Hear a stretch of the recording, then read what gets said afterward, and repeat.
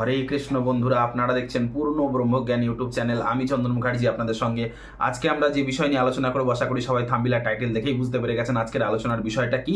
হ্যাঁ বন্ধুরা, ঠিকই দেখেছেন আপনারা। আজকের আলোচনার বিষয়টা হলো বৃহস্পতি গ্রহটা যদি আপনার ধনু রাশির ঘরে থাকে তাহলে সচরাচর আপনারা কি ধরনের ফলাফল পেয়ে থাকেন বা পেতে পারেন। ছোট ভিডিওটাকে বিনা স্কিপ করে ধৈর্য সহকারে যারা শেষ পর্যন্ত সাথে থাকবেন তারাই কিন্তু ফুল ইনফরমেশনটা পাবেন, নচেত কিন্তু নয়। দেখুন, এই যে ধনু রাশির ঘরটা কারো লগ্ন সাপেক্ষে দ্বিতীয়, কারো পঞ্চম, কারো অষ্টম, কারো দ্বাদশ, তাহলে কি সবারই কি এই বৃহস্পতি গ্রহটা ধনু রাশির ঘরে বসে থাকলে একই ফল ফলবে?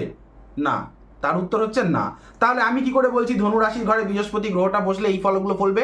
তার কারণ বেসিক আমি বাছাই করে করে সেই কথাগুলোই বলবো। আপনাকে জ্যোতিষ বুদ্ধি লাগানোর কোনো দরকার নেই। আপনি একটা সাধারণ মানুষ, আপনি আপনার জন্মছক খুলে দেখুন যে বৃহস্পতি গ্রহটা আপনার ধনু রাশির ঘরে একা বসে আছে কিনা। একা থাকাই দরকার, তার ওপরে কোনো শুভ কিংবা অশুভ গ্রহের যেন দৃষ্টি না থাকে। যদি থাকে, ধরে রাখা গেল আপনার ধনু রাশির ঘরে বৃহস্পতি গ্রহটা বসে রয়েছে, তার উপর কোনো শুভ কিংবা কোনো রকম অশুভ গ্রহের দৃষ্টি রয়েছে, সেক্ষেত্রে কিন্তু ফলাফলের তারতম্য ঘটবে। সেক্ষেত্রে আমি দায়ী নই। তো যাই হোক, ভিডিওটা আগে বুঝবেন।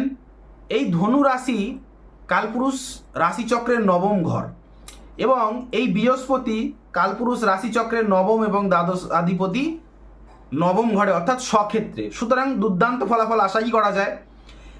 যাদের এই ধনু রাশির ঘরে বৃহস্পতি গ্রহটা থাকে এরা দেখবেন ছোটবেলা থেকেই সাংস্কারিক হয়, পারম্পরিক হয়, মানে এদের বংশগত পরম্পরা খুব ভালো হয়। ছোটবেলা থেকে শিক্ষা দীক্ষা মানে রীতি রেওয়াজগুলো ভালো হয়, পরিকাঠামোটা ঠিক আছে। ধর্মে মতি, এরা ন্যায় নিষ্ঠাবান এবং আদর্শকে মেনে চলে, গুরুজনদের সম্মান দিয়ে কথা বলে এবং সবাইকে নিয়ে চলতে ভালোবাসে, যে কারণে দৈব কৃপা এদের সবসময় সহায় হয়। দৈব সহায় এরা হয়, ভগবান এদের সঙ্গ দেয়। এরা জীবনে দেখবেন বহুবার যে কোনো তীর্থযাত্রা বা তীর্থস্থল দর্শন করার সুযোগ পায়, এবং এরা যদি এই মানে ধর্মটাকে নিয়েই যদি ব্যবসা কিংবা ধর্মটাকে নিজের সেলফ প্রফেশন বানিয়ে ফেলে, জীবনে চরম উন্নতি, চরম সফলতা পায়। যেমন যদি এরা কোনো তীর্থস্থলে কোনো একটা দশকর্মার দোকান বানিয়ে ফেললো, ভালো চলবে। এরা বেশিরভাগ ক্ষেত্রে যদি একটু শিক্ষিত হয়ে থাকে, এমন নয় যে বৃহস্পতিটা ধনু রাশির ঘরে বসে আছে মানে সবাই শিক্ষিত হবে, এটা কেন আমি বলছি না, কিন্তু এরা বেশিরভাগ প্রজ্ঞাময় ব্যক্তি হয়। এদের মধ্যে একটা প্রজ্ঞা থাকে, মানে যতটুকু পড়াশোনা করবে না এরা, যতটুকু একটা বাহ্যিক জ্ঞান যতটুকু থাকবে যথেষ্ট থাকবে, তার ডেপথ থাকবে প্রচণ্ড। আমি এটাই বলতে চাইছি, অন্তর্দৃষ্টি সম্পন্ন হয়। সুতরাং এই ধরনের ব্যক্তিরা যাদের এই ধনু রাশির ঘরে বৃহস্পতি গ্রহটা বসে আছে, এরা যদি একটু ভালো পড়াশোনা করে থাকে, এরা যদি কোচিং সেন্টার মানে 10 জনকে পড়িয়ে যদি খায় সেলফ প্রফেশন হিসেবে, দারুণ চলবে, ভালো জ্যোতিষ পেশাদার জ্যোতিষ হতে পারে।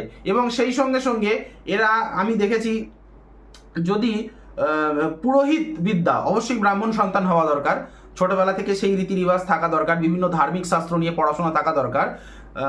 এদের বিভিন্ন ধর্মশাস্ত্র নিয়ে এমনিতেই পড়াশোনা থাকে, নলেজ থাকে, রামায়ণ জানবে, মহাভারত জানবে। দেখবেন এই না পড়লেও অন্যদের মুখ থেকে শুনে বা মানে সবসময় না মনের মধ্যে একটা দৈব ভক্তি থাকে এদের, যে কারণে এরা কিন্তু এইটাকে নিয়েই যদি এগোয় এদের কিন্তু ভগবান সহায় হয়, একদম সফলতা লাভ করবে। এদের ব্যবহার খুবই শ্রুতিমধুর, সুমধুর হয়, এবং এরা হচ্ছে প্রচণ্ড হেল্পফুল। কোনো লোক যদি বিপদে পড়ে এদের কাছে হেল্প চায়, এরা হেল্প না করে থাকতে পারে না।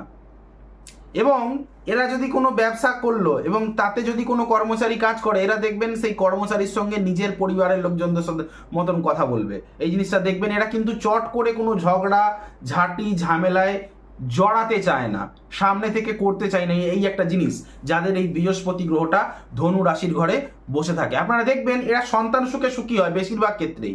সন্তানটিরাও কিন্তু এদের খুব যত্নবান হয়, আপনারা এই জিনিসটা লক্ষ্য করবেন।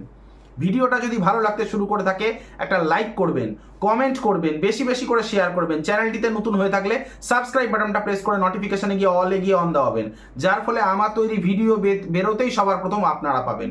এবং আমাকে দিয়ে যদি কোনো রকম কোনো কাজ করাতে হয়, কোনো কুষ্টি বিচার বা হস্তরেখা বিচার বা তান্ত্রিক যে কোনো নৈতিক ক্রিয়াকর্ম যদি করাতে হয়, স্ক্রিনে দেওয়া নাম্বারে কল বা হোয়াটসঅ্যাপ করে যোগাযোগ করতে পারেন। আমার নাম্বারটা হলো 8697429744। আর একবার বলছি, 86 97429744। এটা হচ্ছে আমার কলিং নাম্বার। আর হোয়াটসঅ্যাপ নাম্বারটা হচ্ছে 9619396811। অবশ্যই পেয়েবল কনসালটেশন। আজ এখানেই রাখলাম, দেখা হচ্ছে নেক্সট কোনো ভিডিওতে, নেক্সট কোনো টপিকে। ততক্ষণ পর্যন্ত ভালো থাকুন, সুস্থ থাকুন, আর সুস্থ আপনাদের থাকতেই হবে। হরে কৃষ্ণ।